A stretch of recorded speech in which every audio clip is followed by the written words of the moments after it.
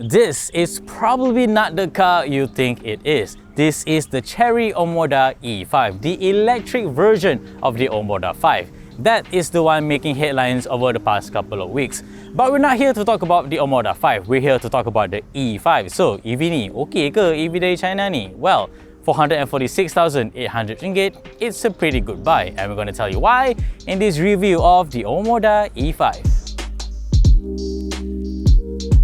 Let's talk about the design of the E5 first. For the most part, it looks just like the Omoda 5, but with some distinct differences, including the absence of the very nice looking grille, in my opinion, and now you just get a more conventional looking one, which is okay if you want a more minimalist appearance. For the most part, I do like how this car looks. Dia nampak garang and very imposing on the road. But there is one thing that I don't like about the front of this car, and I'll show you why now. Just open it up. Press this button to open the charging port. I cannot open it from the outside, and it's such a huge piece just to access that one small charging port. Yes, it's a bit more unique, and the fact that it's on the front of the car does make it easier in certain charging spots, but come on, it's so big, and if I push it from this side, it feels a bit flimsy, and I need to like push it down like that for it to snap in properly, and tak best lah. As for the side profile of the E5, it still looks very muscular and very nice, and dare I say, looks like a premium Japanese car, even though it's, you know, made in China. So, at the side here, you've got 18-inch alloy wheels, and personally, I prefer the wheel design of the Omoda 5. This one just looks a little bit too boring. I also want to point out on the door handle. If I put in here, it would actually open up, but there's also a proximity sensor that as I get closer to the car, it will unlock on its own, which is great. What's not so great is the fact that I can only lock the car from this side. The passenger door on the front does not have that button. The back of the E5 is also still a very handsome angle, and overall, I just really like how this SUV looks, and look at how nice the lights are. And if I open it up, you will get 483 liters of space with a flat load, which is nice. Now that we're done with the exterior of the E5, let's go inside and see how the interior looks like. Inside the Omoda E5, it's quite a pleasant place to be in at a glance. Everything looks great. The two-tone blue and grey color option to me is very nice, although there is an option for an all-black one if you want a more traditional looking cabin. And the wood trim here looks okay, but when you touch it, it does feel a bit cheap. Plenty of soft touch material here, and even the door card, but the problem to me really makes itself evident the more you spend time in this cabin. My first complaint with the E5's interior is this 12.3-inch infotainment screen. It's nice and big and it's very bright and vibrant, but it supports Apple CarPlay wirelessly as well as Android Auto. But okay, I'll just show you. This is the iPhone 15 Pro. The latest model should have no problem connecting, right? Well, I'll try to connect it.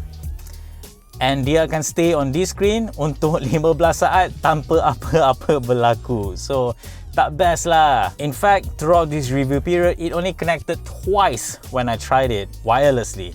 If I use the wired mode, no problem, but I mean, I want wireless Apple CarPlay. It would have been great if the wireless Apple CarPlay works seamlessly, because I slide this out and there's this nice wireless charger which works consistently every time.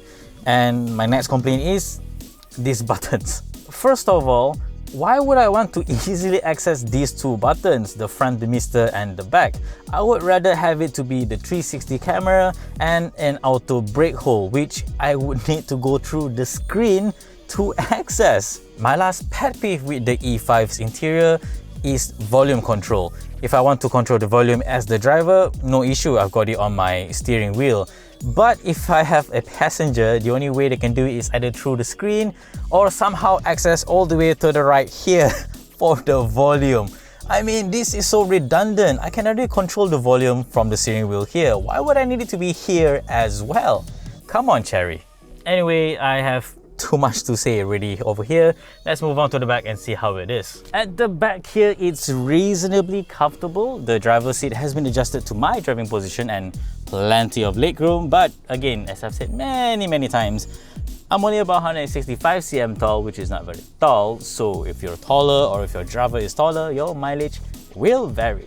I do wish there was a little bit more tire support. As you can see here, it's not much there, but if I just do this, bring down the armrest, okay lah, agak selesa. And besides that, there's also a Type-C. Hold up, wait a minute. A USB Type-C port here with a USB-A for charging needs. So balik kampung tu agak selesa lah. Driving the Omoda E5 is for the most part quite a pleasant affair, but there are some weird things here and there, such as this droning noise at lower speeds. If you can hear it right now as I pass through this bus. Yeah, there's that constant droning sound, which is not too big of a deal, I guess, because if I play some music, I probably would notice this. Right hand handling kereta ni pula not bad, tapi sebab suspension dia agak keras, jadi bila drive kat city, ada pothole ke, ada apa ke, gegaran tu masuk dalam kabin and memang boleh rasa lah, so tak berapa selesa in that aspect. Tapi bila I drive at higher speeds on the highway, kereta ni memang excel sebab dia rasa planted and I feel like it's very stable as I drive at the national speed limit. But that is assuming I don't take corners too aggressively, because the body roll of this SUV is quite evident, because after all it is an SUV, so it does feel a little bit too unstable in that regard. But again, if it's a straight road on a highway, no problem.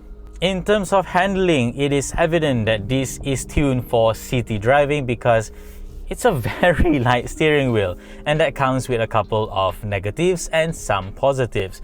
The negative is there isn't much feel, so the steering feels a bit too vague for my liking. But the positive is it's very light, so navigating through tight parking lots in KL is an easy affair with this SUV. In terms of output, the E5 has a front-mounted electric motor that produces 204 PS and 340 Nm of torque, which are respectable figures. This allows the car to sprint from 0 to 100 km/h in 7.6 seconds. Now, 7.6 saat, macam tak berapa laju kan? Tapi kalau I letak my foot down je, kereta ni memang jump forward agak laju, and dia instant torque EV dia memang ada kat dalam E5 ini. I'm doing about 85 km/h now and I put my foot down. There is still a good amount of pull, which just shows how aggressively tuned the ECU is in my opinion. Untuk range pula, Chery kata kereta ni boleh pergi up to 430 km on a single charge based on the stringent WLTP cycle. There is a reason why the WLTP standard is considered to be very accurate, because it is. But I couldn't really achieve this figure because I am quite heavy-footed. I've covered about 300 km with the E5 already, and I'm averaging about 16 kWh per 100 km, and after doing some rough calculations, the range that I can get is about 380 km. I am not suggesting that the 430 km WLTP range is inaccurate. Rather, you do have to have some form of throttle discipline to achieve this figure. You cannot expect to just keep accelerating everywhere and expect to get 430 km of range, because I do realize that I'm driving quite aggressively with this car because it's just so nice to get that instant acceleration out of this EV. So yeah. Last but not least is the ADAS of the E5, and this is not the car's strong suit. Adaptive cruise control dia okay, tapi dia ada tendency untuk activate and deactivate. Like, dia macam tak boleh tengok jalan, and I don't really understand why this keeps happening, but that's my experience with the ADAS. The lane centering isn't that great either, because there is a very slight ping-ponging as it tries to center the car in the lane. Overall, the ADAS is okay.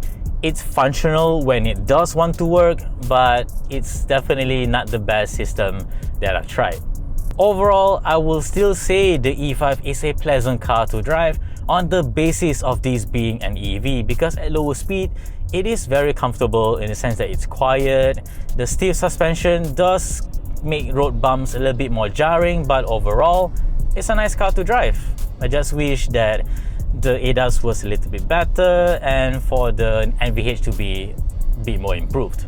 I'd like to touch on a few more things about the Omoda E5, especially in comparison to its biggest rival, the BYD Atto 3. On paper, the E5 has many advantages. First, the E5 is 3,000 ringgit cheaper than the latest 2024 Atto 3. Number 2, it has a longer 433km range on the WLTP cycle compared to only 345km on the Atto 3. Lastly, point number 3, the E5 has faster charging rates. DC charging is rated at 80 kilowatt, while AC charging is at 11 kilowatt.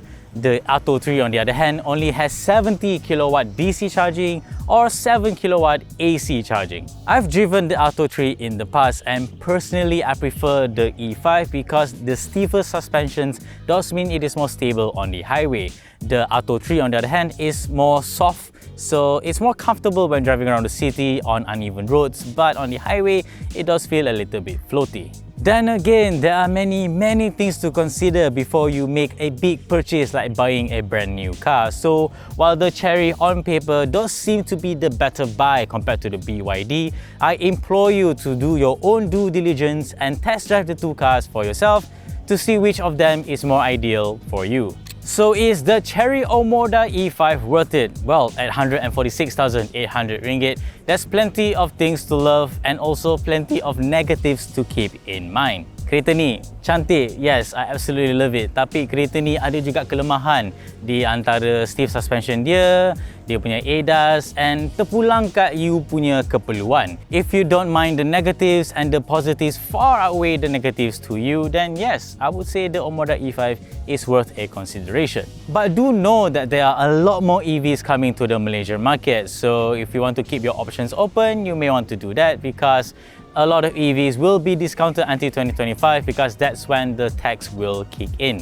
2026, that is. I'll end it with this. Chery does have its issues here and there with the Omoda 5, it has to be mentioned, but it is doing a relatively good job of addressing the issue in my opinion. So if you're worried about that, just know that Chery is a big name, especially in China, so do know that you are getting a car from a very reputable brand in China and in international markets. That is it for our review of the Omoda E5. Like this video if you liked it, subscribe to our channel if you haven't already, and always stay tuned for more good stuff to come here on this channel and nextriff.com.